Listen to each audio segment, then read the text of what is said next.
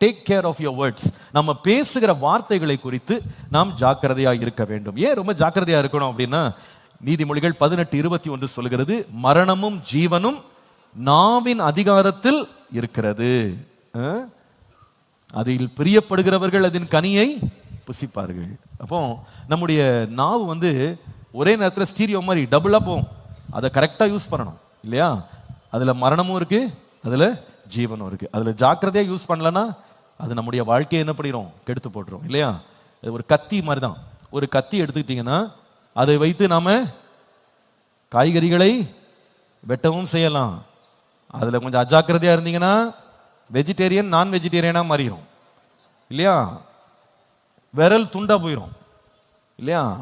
இன்னும் கொஞ்சம் கோவத்தில் கத்தி எடுத்துட்டீங்கன்னா இன்னொருத்தர் உயிரே என்ன பண்ணிடும், பறிச்சிடும்.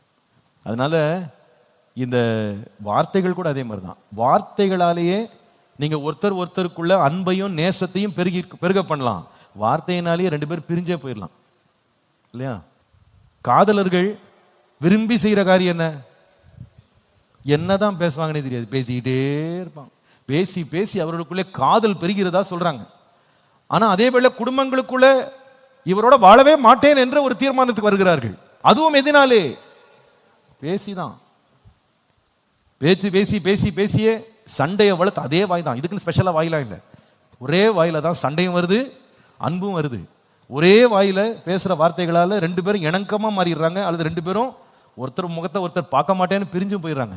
அதனால குடும்பத்துக்குள்ள நம்ம பேசுகிற வார்த்தைகளை குறித்து எப்படி இருக்கணும், ரொம்ப எச்சரிப்பாக இருக்கணும். அதில் 3 விதமான வார்த்தைகளை குறித்து நம்ம ஜாக்கிரதையாக இருக்கணும். முதலாவது, எதை பற்றிய வார்த்தைகள், எப்படிப்பட்ட வார்த்தைகளில் ஜாக்கிரதையாக இருக்கணும் அப்படின்னு கேட்டால், நீதிமொழிகள் 13:17 பாருங்க. துரோகம் உள்ள தூதன் தீதிலே விழுவான், உண்மை உள்ள ஸ்தானாபதியோ ஔஷதம். துரோகம் உள்ள தூதன், தூதன் அப்படின்ற வார்த்தை வந்து செய்தியை கொண்டு செல்பவன். அப்போ முதலாவது எதுல நம்ம எப்படிப்பட்ட வார்த்தைகளை ரொம்ப கேர்ஃபுல்லா இருக்கணும்னா, ஒரு காரியத்தை நாம வந்து ரிப்போர்ட் பண்றது அல்லது நம்ம தகவல் சொல்றதுக்கு பார்த்தீங்களா, தகவல் நம்ம ரிப்போர்ட் பண்றோம் பாருங்க, இந்த வார்த்தைகளை குறித்து நம்ம ரொம்ப அதிக ஜாக்கிரதையா இருக்கணும். நம்ம ரிப்போர்ட்டிங்கை வைத்து ஒரு காரியத்தின் பிரச்சனைகளை முடிவுக்கும் கொண்டு வரலாம், பிரச்சனையே இல்லாத பிரச்சனையாகவும் மாற்றலாம். ஒரு நல்ல தூதுவனா இருக்கணும். நம்ம எல்லாருக்குமே தூது சொல்ற வழக்கம் இருக்கு இல்லையா? நமக்குள்ள பிரச்சனைகள், நமக்குள்ள தேவைகள், நமக்குள்ள மனசு காரியங்கள் எல்லாத்தையும் நம்ம ரிப்போர்ட் பண்ண வேண்டியிருக்கு. நம்ம வீட்டில் நடக்கிறது, நம்முடைய வாழ்க்கையில் நடக்கிற சில சம்பவங்களை ரிப்போர்ட் பண்ணி ஆகணும். அந்த ரிப்போர்ட்டிங்ல வந்து நம்ம கேர்ஃபுல்லா இருக்கணும். 25ஆம் அதிகாரம் பாருங்க, நீதிமொழிகள் 25:13, கோடை காலத்தில் உறைந்த மழையின் குளிர்ச்சி எப்படி இருக்கிறதோ அப்படியே உண்மையான ஸ்தானாபதியும் தன்னை அனுப்பினவனுக்கு இருப்பான், அவன் தன் எஜமான்களுடைய ஆத்துமாவை குளிர பண்ணுவான். ஆமா, உண்மை உள்ள ஸ்தானாபதி, உண்மையாக தூது சொல்கிறவன், கரெக்டா பேசுறவன் எப்படி இருப்பான்னா, குளிர்ச்சியான உறைந்த மழையை போல வெயில் காலத்தில் இருப்பானா. அவன் பேசுகிற வார்த்தைகளாலேயே வெயிலுடைய உஷ்ணம் எல்லாம் குறைஞ்சிருமா, அந்த அளவுக்கு அவன் அவ்வளோ மெருதுவா பேசுவானா. He knows.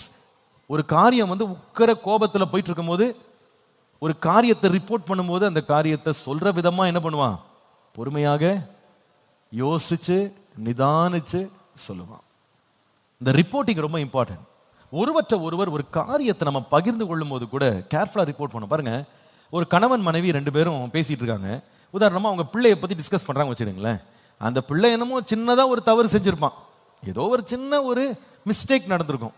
ஆனா சில வேளையில ஒரு மனைவி தன் கணவன்ட்ட அந்த மிஸ்டேக்கை எப்படி சொல்லுவாங்கன்னா, தூக்கு தண்டனைக்கு போக வேண்டிய ஒரு குற்றவாளி போல அதை பெருசுபடுத்தி பேசுவாங்க. இவர் ஏற்கனவே டெம்பர்ல வந்திருப்பார், இவர் யாருடா நம்ம எதிரில் மாட்டுவான்ற மாதிரி கோபத்தில் வந்திருப்பார். அந்த பிள்ளைய பத்தி சொன்ன உடனே பாவம் அந்த பிள்ளைக்கு என்ன விழும், அடி ஓத பத பதன்னு. அவன் ஒண்ணுமே கடைசியில் விசாரிச்சு பார்த்தா அந்த விஷயம் ரொம்ப சின்ன விஷயமா இருக்கும். அந்த விஷயத்தை சொல்ற விதம் இருக்கு பாருங்க, ரொம்ப முக்கியம், ரொம்ப முக்கியம். How to you communicate? ஒரு காரியத்தை ரிப்போர்ட் பண்றதை எப்படி ரிப்போர்ட் பண்றோம், அது ரொம்ப ரொம்ப முக்கியம். ரிப்போர்ட்டிங் தப்பாச்சுன்னு சொன்னாலே அது உறவுகளை என்ன பண்ணிடும், கசப்பாக்கி விடும், கசப்பாக்கி விடும். பாருங்க, நம்ம எல்லாருக்குமே பாதிக்கப்படுகிற ஒரு சூழ்நிலைகள் நமக்கு வரதான் செய்யுது. நமக்கு சில தடவை யாராவது ஒருத்தர் நம்ம நடத்துகிற விதம் நமக்கு பிடிக்கல. ஆனால் நம்ம யோசிக்கணும், இந்த வார்த்தையை நான் வந்து என் கணவன்கிட்ட என் மனைவியிட்ட நான் ரிப்போர்ட் பண்ணேன்னா அதுக்கு என்ன பின்விளைவுகளை கொண்டு வர நம்ம யோசிக்காம போய் சொல்லிட்டோம்னு வச்சுக்கிடுங்களேன், அது நிச்சயமாகவே அது என்ன உண்டாக்கும்? பெரிய பிளவுகள், தேவையில்லாத காயங்களை நமக்குள்ள உண்டாக்கிறோம். விசேஷமாக ரிப்போர்ட் பண்றது மாத்திரம் இல்லை, ரிப்போர்ட்டை வாங்குறதுல கூட ரொம்ப கேர்ஃபுல்லா இருக்கணும். வீட்லயும் அதே போலதான். சில பேருக்கு ஏதாவது ஒரு காரியம் பார்த்தாலே பிடிக்காது. உதாரணமா சில பெண்களுக்கு மாமியாரை பார்த்தாலே பிடிக்காது. அது எதிரி கட்சி. அதனால மாமியார் தும்முனா ஒரு பெரிய பிரச்சனை, அது நேஷனல் நியூஸ். மாமியார் உப்பு போட்டா ஒரு பெரிய நியூஸ், உப்பு போடாட்டி ஒரு பெரிய நியூஸ். அப்போ ஒரு ஹஸ்பண்ட் என்ன பண்ணணும்னா அந்த சேனல் ஆன் பண்ணி பார்க்கும்போது அது அப்படிதான் இருக்கும். அதை கேட்டு அப்படியே உணர்ச்சி வசப்படக்கூடாது. சரிம்மா, ரொம்ப சந்தோஷம், கவலைப்படாத, எல்லாம் சரியா போயிடும், உன் நாக்கு நல்லா வேலை செய்யணும்னு ஜெபம் பண்றேன் அப்படிலாம் சொல்லிடாதீங்க. நான் சொல்றேன், சும்மா சொல்றேன். நீங்க பேசுறதுங்க அந்த கம்யூனிகேஷனை வாங்கும் போதே கொஞ்சம் பார்த்து தான் வாங்கணும். You have to learn how to do it. சில பேருக்கு சிலரை பார்த்தாலே பிடிக்காது. அப்போ அவங்கள பத்தி எப்போ பேசினாலும் இதுதான் பேசுவாங்க, நெகட்டிவாக தான் பேசிக்கிட்டே இருப்பாங்க. அந்த ரிப்போர்ட்டிங்கை கேட்கும்போது ஓகே சரி, நம்ம ரொம்ப எக்ஸைட் ஆக வேணாம், ஏன்னா கொஞ்ச நாள் பொறுத்து இருப்போம். இந்த ரிப்போர்ட்டிங்கிற வார்த்தை ரொம்ப முக்கியம். ஹவு யூ ரிப்போர்ட் சம்திங், ஒரு காரியத்தை எப்படி நம்ம சொல்றோம், அதை எப்படி வெளியே சொல்றோம், ரொம்ப ரொம்ப முக்கியம். உண்மையா சொல்றேன், பெரிய பெரிய பிரச்சனைகளை கூட நாம ரொம்ப ஞானமாக கையாண்டா நம்ம பேசுற விதமே அந்த உக்கிர கோபத்தை கூட அப்படியே தணிச்சிடும். கோடை காலத்துல கூட நம்ம சரியான தூதுவனா இருந்தால் பனி பெய்யறது மாதிரி நம்முடைய வார்த்தைகள் மாறிவிடும். ஒரு நல்ல உதாரணம் பைபிள்ல மத்தேயு எழுதின சுவிசேஷம் 1ஆம் அதிகாரம் 18ஆம் வசனம். இந்த சம்பவம் என்னன்னு கேட்டீங்கன்னா, யோசிப்பு மரியாள் என்பவர்கள் 2 பேரும் திருமணத்துக்காக நியமிக்கப்பட்டிருக்காங்க. ஆனா மரியாள் கர்ப்பவதியாய் இருக்கிறாள் அப்படின்ற செய்தி யாருக்கு வந்தது? யோசேப்பு கேள்விப்பட்டான். ஆனா வேதம் சொல்கிறது 19ஆம் வசனம், அவள் புருஷனாகிய யோசேப்பு நீதிமானாய் இருந்து அவளை அவமானப்படுத்த மனதில்லாமல் ரகசியமாய் அவளை தள்ளிவிட பேசினானா யோசனையா இருந்தானா? ஆமா, பேசவே இல்லை. வேற யார்ட்டையும் போய் இந்த விஷயத்தை டிஸ்கஸ் பண்ணவே இல்லை, மனசுல தான் யோசிச்சுட்டு இருந்தான்.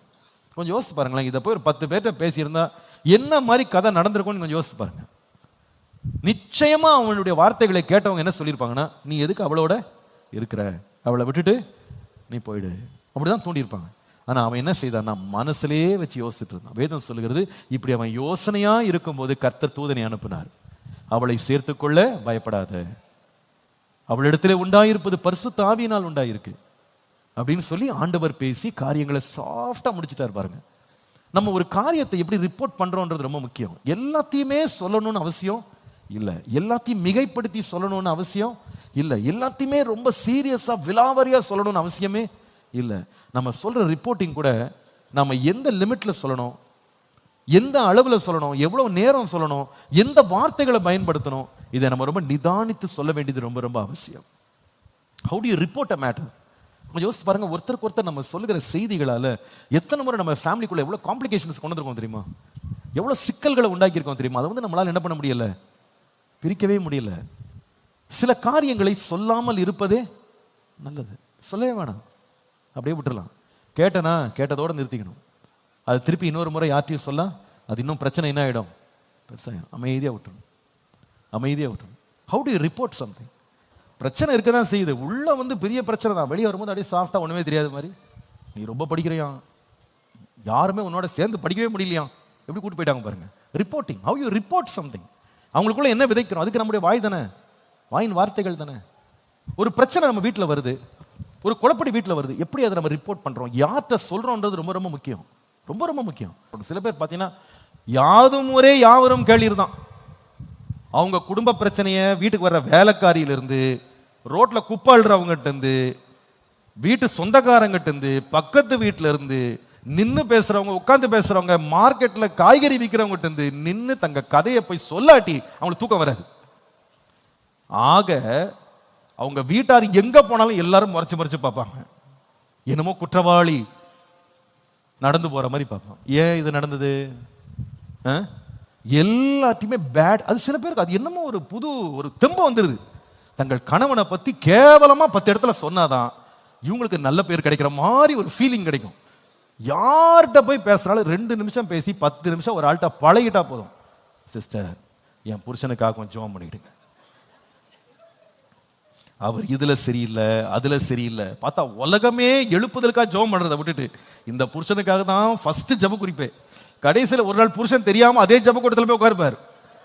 இதை தெரியாம எல்லாரும் இவர் தான் புருஷனே தெரியாம இவருக்காக ஜெபம் பண்ணிட்டு இருப்பாங்க. அவ்வளவுதான். அன்றையோட ஜெபம் நின்னு போறபடி அவர் வீட்டில் போய் காரியத்தை சரி பண்ணுவார் இல்லையா? சர்ச்சை பக்கமே தலை வச்சு பக்கம் படுக்க மாட்டார். ஏன்னா எங்க பார்த்தாலும் என்ன பத்தி என்ன பண்ணிருக்க, எதையாவது உன பொல்லாத சொல்லி வச்சிருக்கிய பாவி. ஒருத்தரை விட மாட்டாங்க, எல்லாத்தையும் போய் சொல்லிட்டு அது கடைசியில் எல்லாம் நிதானிச்சு ஆராய்ஞ்சு பார்த்தா ஒண்ணுமே இருக்க, சின்ன விஷயமா இருக்கும். How do you report? How do you report? நீங்க ஹாஸ்பிட்டல்ஸ்க்குலாம் போனீங்கன்னா மருத்துவமனைகளில் லிஃப்ட்ல வந்து ஒரு ஸ்டிக்கர் ஒட்டிருப்பாங்க பார்த்துருக்கீங்களா? பெரிய ஹாஸ்பிட்டல் லிஃப்ட்ல போட்டிருப்பாங்க, இந்த லிஃப்ட்டுக்குள்ள பொது இடங்கள்ல உங்களுடைய சொந்தங்கள் பேஷண்ட்ஸா இருந்தாங்கன்னா அந்த பேஷண்ட்டுடைய மெடிக்கல் ரிப்போர்ட்ஸை பத்தி இந்த அறைக்குள்ள பேசாதீங்க, எல்லாருக்கும் தெரியப்படுத்தாதீங்க, அதை அவர் பிரைவேட்டா வச்சுக்கிடுங்கன்னு சொல்லுவாங்க. இந்த ஸ்டிக்கர் நம்ம தலையில ஒட்டினா கூட நல்லா இருக்கும். வீட்டு கதைகளை ஊரெல்லாம் என்ன செய்யாதீங்க, பரப்பாதீங்க.